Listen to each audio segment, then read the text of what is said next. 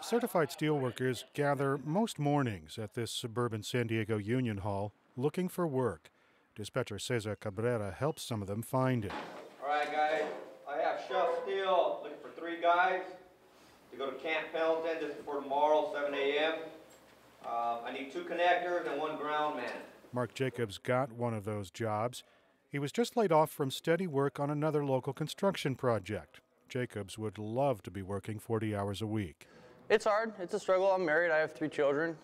My wife works, but she's a waitress. She doesn't make a lot of money. So we got to budget our money and got to every day, come up here to the hall, sign the list, let your face be seen and fight guys, not literally, but, figuratively, to get a job. It's Camp Pendleton Central Utility Plant. No, it's not that one. Yeah, it's separate from I talked to Dana about it. It's like separate from the hospital.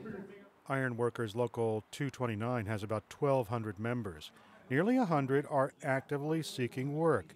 Business manager Jose Naranjo says that can easily swell to several hundred. He says the recent financial collapse was not kind. The last 2 years has been pretty devastating here. They've been working on average maybe 20 to 24 hours a week. That's pretty far removed from the heady days of a downtown building boom. This is Petco Park, and we did all the steel erection, all the trellises, all the trusses on the project. Just a few years ago, the construction of Petco Park and dozens of downtown condos kept the steelworkers busy. Hints of other major civic projects offer promise during a steady recovery. And while the economy is beginning to turn the corner, it's not turning that corner for everyone. There are people who are working, but they're not working full-time like they want to. A recent Gallup poll found that California had an underemployment rate over 20%. That made it among the 5 states in the country with the highest underemployment rates. Underemployed is much better than unemployed. And there are a lot of people that don't even have part-time jobs that would love to have that. Phil Blair runs the Manpower temporary hiring agency in San Diego. He says not everyone wants to work full-time, but he says the financial collapse forced many people to take part-time jobs just to keep the money coming in. And he's not particularly encouraged by the sluggish recovery. Usually, if you look in history and economies, the faster we go into a recession, the faster we come out.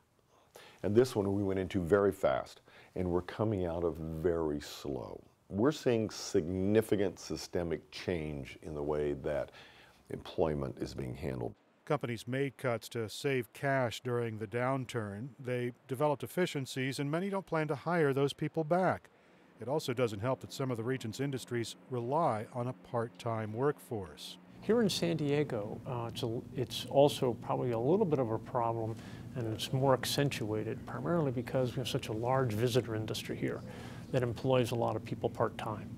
And so more so than other places across the U.S., that's simply the nature of the industry. Sandeg chief economist Marnie Cox thinks people put too much focus on the jobless rate. Adding the unemployment and underemployment rates paints a more accurate picture. The unemployment rate that we're having by itself, not the underemployment, but the unemployment rate by itself, is probably not a good reflection of what's going on in the economy today. I think it's much worse than that. Cox says nearly a third of the region's workers either don't have a job or are working part-time when they want full-time work.